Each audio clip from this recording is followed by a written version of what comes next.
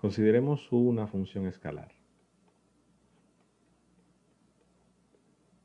Es decir, consideramos una función en 3 o más variables que al evaluar en determinado punto del espacio x, y, z, el resultado que obtenemos es un escalar. Y a eso le llamamos un campo escalar y ha sido el tipo de funciones con las que han trabajado en la mayoría de sus clases. Si hablamos ahora de una función vectorial o campo vectorial, podría llamar A una función vectorial donde al evaluar un punto del espacio x, y, z en esa función, el resultado que obtenemos es un vector. Ejemplos de campos vectoriales que han visto en cursos anteriores, la fuerza, el campo eléctrico,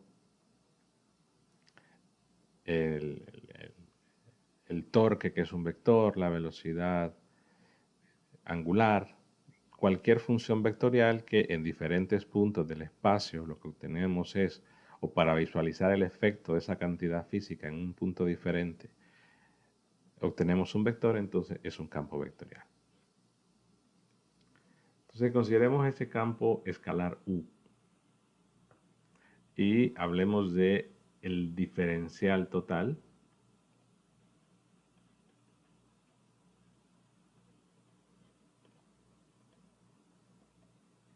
de du, que es básicamente el cambio del campo escalar cuando se tiene un desplazamiento de ds a partir del punto P. O sea que si yo estoy en U y esto es visualizarlo como que estamos viendo arriba del plano YZ, ¿no? XY. Tenemos un valor en ese punto que para visualizarlo lo voy a hacer, aquí lo tengo en 3 variables, pero imaginemos que lo tenemos en 2.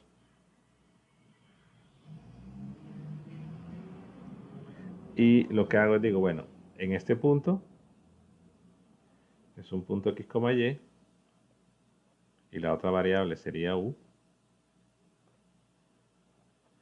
Y al evaluar en ese punto, tengo lo que vale la función y es este valor. Eso es el valor de la función en el punto x, y. Y lo que hago entonces es tomar un pequeño desplazamiento en una dirección, claro, un desplazamiento infinitesimal, que aquí evidentemente hay que exagerarlo, y tomo un desplazamiento infinitesimal en esta dirección, evalúo la función en ese punto, o sea, en este caso el d de s lo puedo considerar como d de x en x, más d de y en y, más d de z en z. O sea, tengo una pequeña variación en X, una pequeña variación en Y, una pequeña variación en Z. Y paso al punto X sumando la variación de dx, Y sumando la variación y lo mismo para Z. Entonces, en ese punto que obtengo al tener ese desplazamiento, evalúo la función y esa función pues podría darme un valor mayor que el que teníamos antes, un valor menor o el mismo valor.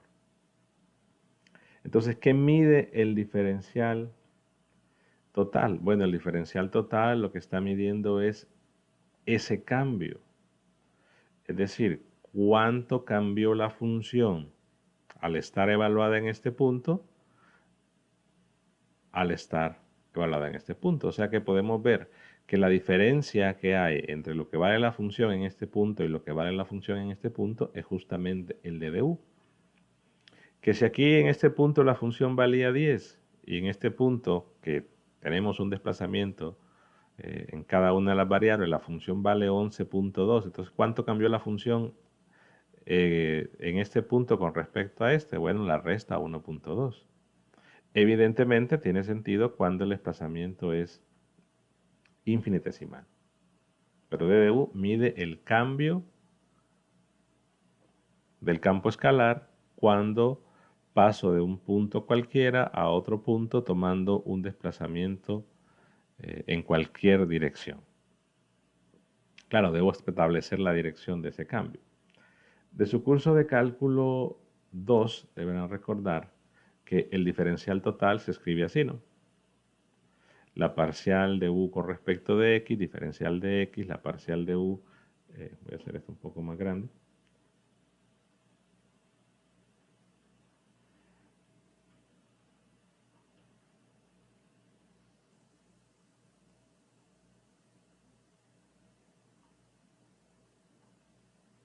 Bueno, creo que no, no me deja hacerlo como... Pero bueno, tendría entonces ese diferencial como la parcial de u con respecto de x, diferencial de x, la parcial de u con respecto de y, diferencial de y, más la parcial de z, o de u con respecto de z, diferencial de z. Claro, y tenían esos problemas en cálculo 2, ¿no? De diferencial total, que decía, si la dimensión, si tenemos una caja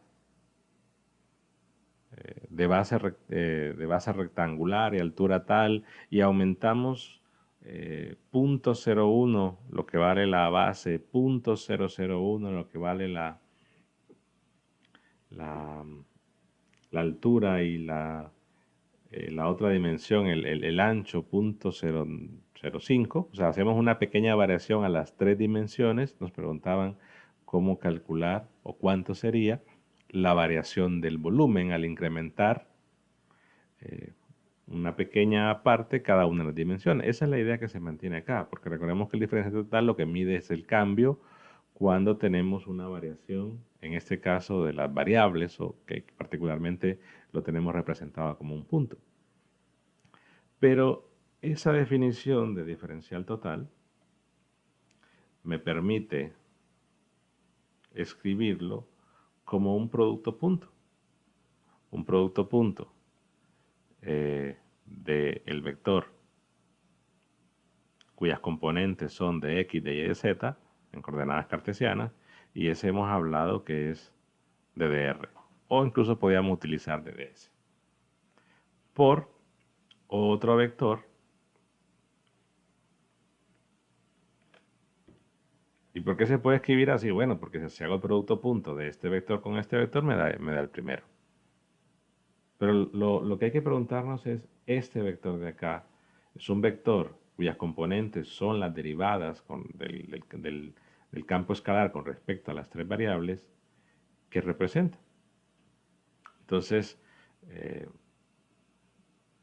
vamos a llamar que ese vector,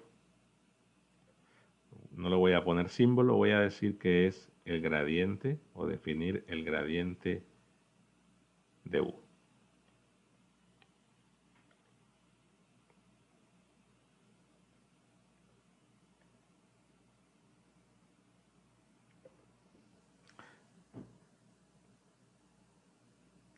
Es decir, que el gradiente de u es un vector cuyas componentes son las derivadas parciales con respecto a las tres variables o más, según tengamos una dependencia de u con la cantidad de variables que se especifiquen, pero que es básicamente decir, bueno, ingreso una función escalar u y la operación que haríamos acá es básicamente derivar esa función u con respecto a las tres variables.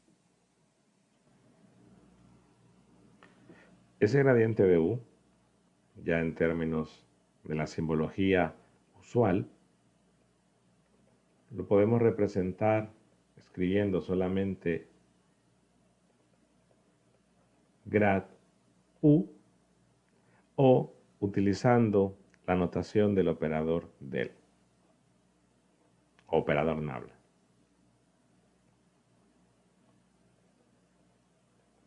Ese operador nabla, veamos que no es un vector en realidad, porque la idea de operador, que de repente no se va a ver de manera formal, tenemos que ver como una expresión que va a actuar sobre algo. De manera que, si tengo que el nabla definido como un, x derivada de x más y derivada con respecto de y más z derivada con respecto de z, es decir, que ese operador está esperando actuar sobre algo, digamos que actúa sobre algo aquí, y lo que actúa, pues, voy a poner otro símbolo porque no digamos que este es 0, digamos que actúa sobre algo, y sobre ese algo vamos a calcularle, perdón, a ese algo las derivadas, y tendríamos ya que esas derivadas van en ciertas componentes. Pero que si no actúa, si no está actuando sobre nada, quizás tiene la forma de un vector porque aparece en x, y, z, pero no es un vector como tal. Entonces, de repente podría interpretarse como un vector, pero no es un vector como tal porque no le puedo calcular la magnitud a esto, porque para que tenga sentido físico, entonces tendría que haber algo sobre lo que está actuando, y ese algo, pues, sería afectado por las tres derivadas y tendríamos componentes.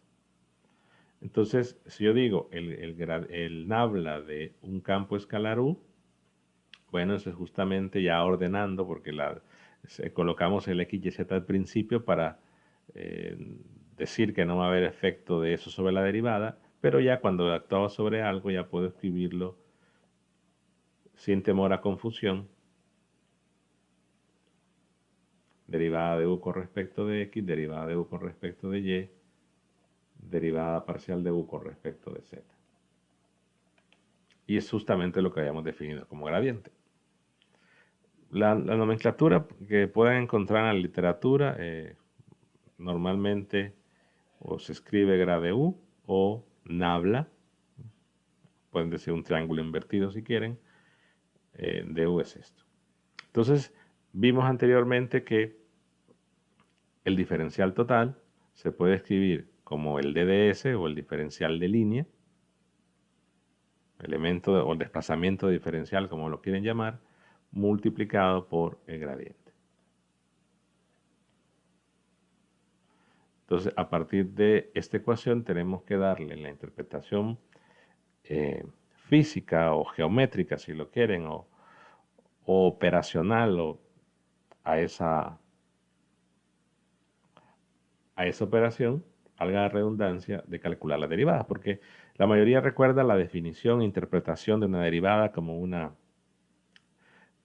tasa instantánea de cambio, o la interpretación geométrica de la pendiente, la recta tangente a la curva en un punto. Pero en este caso, aquí hay tres derivadas, tendrá alguna relación con eso, y vamos a partir justo de acá.